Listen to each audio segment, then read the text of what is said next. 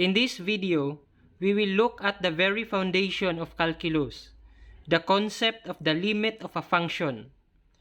The concept of the limit serves as the starting point for the two branches of calculus, the differential and integral calculus. Hence, mastery of this topic is essential in our study of calculus and its application. This is now the definition of the limit. Let f be a function defined on some open interval containing the number c. Then the limit of f as x approaches c is L. Symbol, the limit of f of x as x approaches c is L. In this definition, we are not simply evaluating a function using the value c.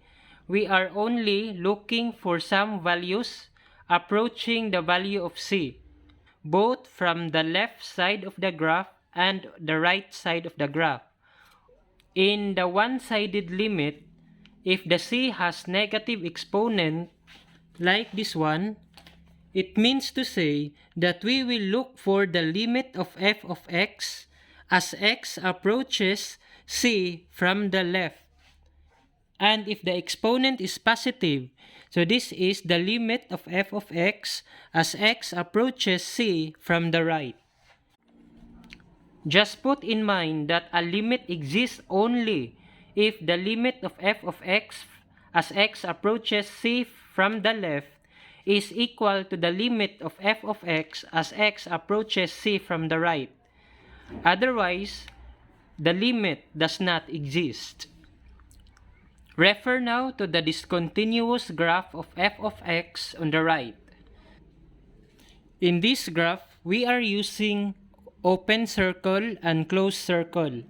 This open circle denotes that this is not the value of the function. For example, in this case, if our x is positive 3, the value of the function is not the open circle but the closed one.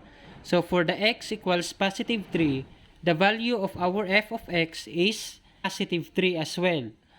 But if x is more than positive 3, the value now for our f of x is this line, which is positive 1. We will now evaluate the limit of f of x as x approaches negative 1. In this graph, if x is negative 1, the value of the function is positive 1. But we are not looking here for the value of the function at x equals negative 1. We will apply now the one-sided limit, the limit on the left and the limit on the right. And if they are equal, therefore we can have the limit of this function. From the left side going to that point, the graph approaches the number 1. On the right, from the right going to that number, the same behavior of the graph approaches the positive 1. Since both left-hand side limit and the right-hand side limit are equal to 1, therefore, the limit of f of x as x approaches negative 1 is positive 1. How about the limit of f of x as x approaches 0? So let's have x equals 0, so this one. So we can use the graph in identifying its limit. So for the left-hand side, this graph approaching x equals 0 at 0. However, we don't have limit from the right hand since the graph is undefined after 0. Since they are not equal, therefore, the limit here does not exist. Or simply write DNE for does not exist. And for the limit of f of x as x approaches positive 2, both the left side limit and the right side limit are approaching the same value of our function, which is 0. Therefore, the limit of f of x as x approaches positive 2 is 0. For the limit of f of x as x approaches positive 3, x equals 3, this is the point. So for the left side, this graph is approaching to what number? That is 3.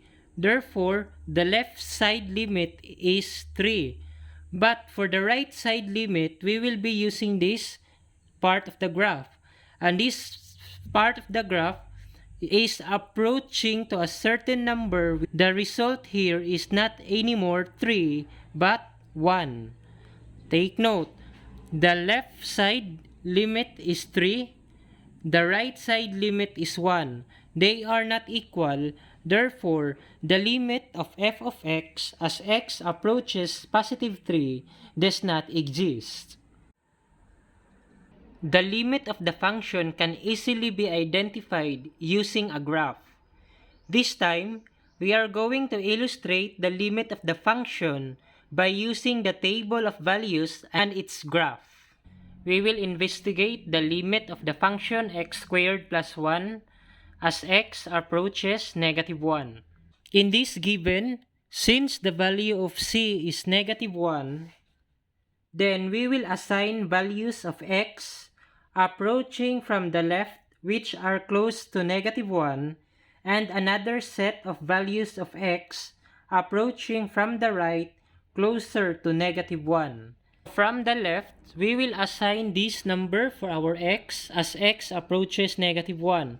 So these numbers are numbers from the left closer to negative 1 but not equal to negative 1. And from the right, that is from negative 0.5 until negative 0.9999 are the numbers also closer to negative 1. We will now evaluate the value of the function of these x's from left and from the right by substitution. For x equals negative 1.5, the value of the function is positive 3.25. And for x equals negative 0.999, the value of the function is positive 1.9998. After completing all the values of these x's, so we have this result. From the left, from 3.25, this is approaching to a certain number which is positive 2. And from the right, from 1.25 to 1.64, this is also approaching to a certain number which is also positive 2. The left side limit is equal to positive 2, which is also equal to the right side limit. Therefore, the limit of x squared plus 1 as x approaches negative 1 using this table of values is positive 2. For the graph of this function, we will utilize the calculator. Proceed to this icon. Choose Graph Pro. Select that icon with pen. Click Add. Select Cartesian f of x. And encode the function x squared plus 1. Go back to the graph with that arrow. And here, this is the graph of our function. As x approaches negative 1, the value of our function is positive 2. This is a piecewise function. We will use x plus 1 if x is less than 4, and x minus 4 squared plus 3 if x is greater than or equal to 4. Since c is equal to 4, then we will assign some values from the left of 4 and from the right of 4. In the module, we are already provided with the values of x, which is 3.7 until 3.9 on the left, and 4.3 until 4.0001 on the right. And these are also the values of the function f of x. How did we come up with this value of f of x? I will show how to do the substitution of the two values of our x. For x equals 3.7, since this is less than 4, so we will be using this function x plus 1. So we have x plus 1 by substitution, that is 4.7. And for the second one, x equals 4.1, this is now greater than 4. So we will be using this function by substituting x equals 4.1. So we have 3.01. By simply evaluating this table of values from the left, these numbers are approaching to a certain number which is 5. And from the right, these numbers are also approaching to a certain number which is 3. Since the left and the right are not equal, therefore, the limit of f of x here does not exist. The graph of this function is shown on the right. We will now proceed on how to distinguish between the limit of f of x as x approaches c and f of c if they are equal or unequal. The limit f of x as x approaches c can be examined by making table of values which approaches from the left and the right side of the value of c, while f of c can be solved by substituting directly the value of c to the function. These two can be equal or unequal depending on the given function. We will now examine the limit of 1 plus 3x as x approaches positive 2. On the right is the graph and the table of values of this function. And accordingly, the limit of 1 plus 3x as x approaches positive 2 is positive 7. This time, we will get the f of c of this function. Since the value of c is positive 2, so we will substitute that 1 plus 3x, and our x here should be the value of c, which is 2. So we have 1 plus 3 times 2, so we have 7. So the f of c is 7. And since the limit and the f of c are equal, which is 7, therefore, the limit of f of x as x approaches c and f of c are of course equal. In this given, for the limit of f of x as x approaches positive 4, using this piecewise function. So we are now given by this table of values as well as the graph on the right. And accordingly, the limit does not exist. We will now solve for the f of c of this function. Since the value of c is 4, so we will get the f of 4 of the function. And since that is 4, this is x greater than or equal to 4, so we will be utilizing this function instead of this one. So we have x minus 4 squared plus 3. After substituting, the result is positive 3. With that, the limit of this function as x approaches positive 4 does not exist. And the f of c or the f of 4 of this function is positive 3. Obviously, they are unequal.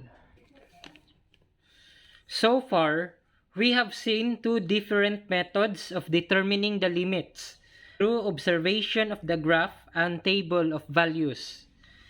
These methods, as you probably recognize now, are susceptible to errors. For instance, if a graph is not properly sketched, you might get a wrong limit. This leads us to pursue more accurate methods in evaluating the limits, and that is by using the different limits laws. The following are the limit laws. The limit of a constant is itself. If k is any constant, then the limit of k as x approaches c is equal to k. Second, the limit of x as x approaches c is equal to c. The constant multiple theorem. The limit of the multiple of a function is simply the multiple of the limit of the function. The addition theorem. The limit of the sum of function is the sum of the limits of the individual functions. Subtraction is also included in this law. That is, the limit of the difference of functions is the difference of their limits. The multiplication theorem. The limit of the product of functions is equal to the product of their limits. The division theorem. The limit of quotients of functions is equal to the quotient of the limits of the individual functions, provided the denominator limit is not equal to 0. The power theorem. This theorem states that the limit of an integer power p of a function is just that power of the limit of the function. And lastly, the radical root theorem. If n is a positive integer, the limit of the nth root of the function is just the nth root of the limit of the function, provided the nth root of the limit is a real number. We will apply these limit laws in evaluating the limits of polynomial, rational, and radical functions. Determine the limit of 2x plus 1 as x approaches positive 1. So we will be utilizing the different limit laws to solve for the limit of this function. Since this is addition, we will use the limit law involving addition. So the reason for this is the limit law number IV. After that, this is still a function and a constant. Using the triple I, we will manipulate the first addend. So this is now equal to 2 times the limit of x as x approaches 1. Just copy. The reason for this is the triple I, the constant, and the function. We can get the limit of x as x approaches 1. Limit of x as x approaches c is c. So here, the limit of x as x approaches 1 is 1 by virtue of the second limit law. The reason here is the double I law. So 2 times 1 is 2 plus the limit of 1 as x approaches 1. This is a constant limit. Whatever the value of the k, that is the answer of its limit. So the answer here is 1. Adding the two number, so you have 3. So the limit of 2x plus 1 as x approaches 1 is positive 3. For this given, find the limit of the square root of 2x plus 5 all over 1 minus 3x as x approaches positive 2. The first law that we can apply in this function is the VI law. This one. So this is now equal to limit of square root of 2x plus 5 as x approaches 2 all over the limit of 1 minus 3x as x approaches positive 2. Reason behind this is the law number 6. I will separate the solution for the numerator and the denominator. For the numerator, the limit of the square root of 2x plus 5 as x approaches positive 2. We will apply this radical law. After that, since this is addition, so we will use law number 4. After that, for the first addend, this is k and the function fx. So we will be using the triple I. Plus this one, this is a constant. The constant, the 1, so that is equal to 5. So whatever the value of our k, the limit is the k itself. So that is 5. So for the first addend, we are applying the triple I, and for the second addend, we are applying I. The limit of x as x approaches positive 2, that is the double I, and the value here is the same as the value of our c, which is 2 plus 5. The reason is the double I. Simplify now. 2 times 2, 4 plus 5 is 9, and square root of 9 is 3. So for our numerator, the limit is positive 3. For the denominator, the limit of 1 minus 3x as x approaches positive 2. Since this is subtraction, we will apply the subtraction of the fourth law. For our minuend, this is a constant. This is a constant and a function. So we will apply the triple I. 1 minus 3. Limit of x as x approaches 2. We will apply double I, and that is equal to c. So this is equal to positive 2. So we will now simplify. So for our denominator, we have negative 5, and for the numerator, we have positive 3. Positive divided by negative is negative. Therefore, the limit of square root of 2x plus 5 all over 1 minus 3x as x approaches positive 2 is negative 3/5.